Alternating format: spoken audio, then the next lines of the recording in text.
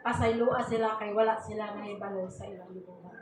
Sa pagkakaroon mga igsoon, aduna dunay nahita sa atong kinabuhi nga mahitabo karon kung ikay buhatan sa nakasala nimo. Unsa may imong buhaton? Mubalos ba ka? Sumuhatag kita muhatag kita kasaylo. Kasaylo gani ang Dios ang grabe nga to nga nasala. Unsa pa ka kita? So dalagon ang Dios. Gamay na ni pray sa takadalo. Lord, in the name of Father, Son, and Holy Spirit. Sa kadako sa gugma sa Dios na iyang ihatag ka nato.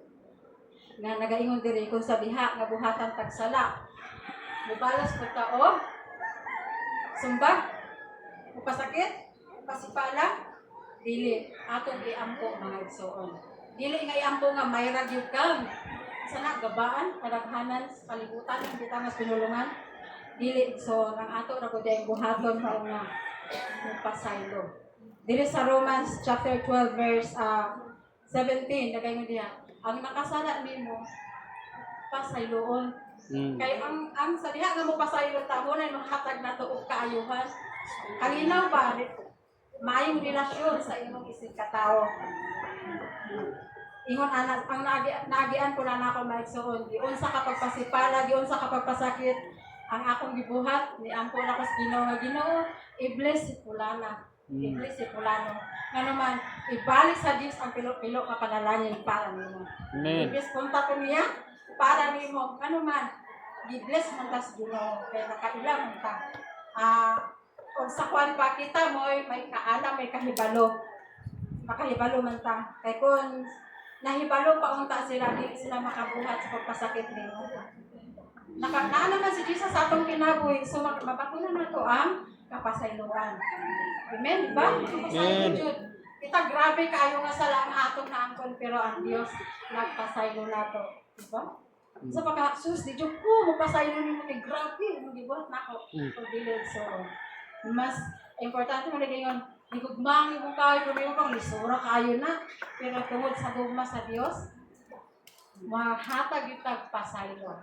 Amen ba? Amen. Hallelujah. Dili lang na ako tason kay daghan man po may musulti, pero sa pagkamay sa Dios, ang akong nakatanan mo na nga, sa diha nga mabuhat ang tagsala, makapasakit. So on, i-pray lang good na ni mo so on. Kaya Ginoo, i-bless lang na si sister.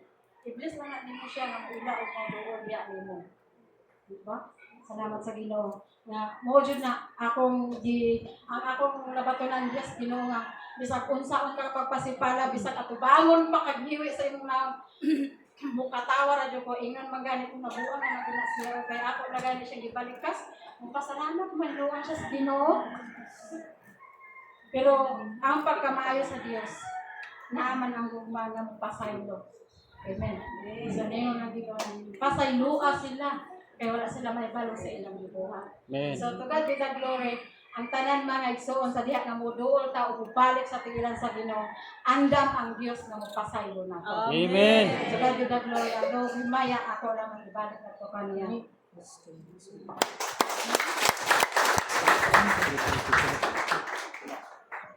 Sige, salamat sa pulong sa Ginoo. Tingnan mo ka pa, hindi pasaylo na taka.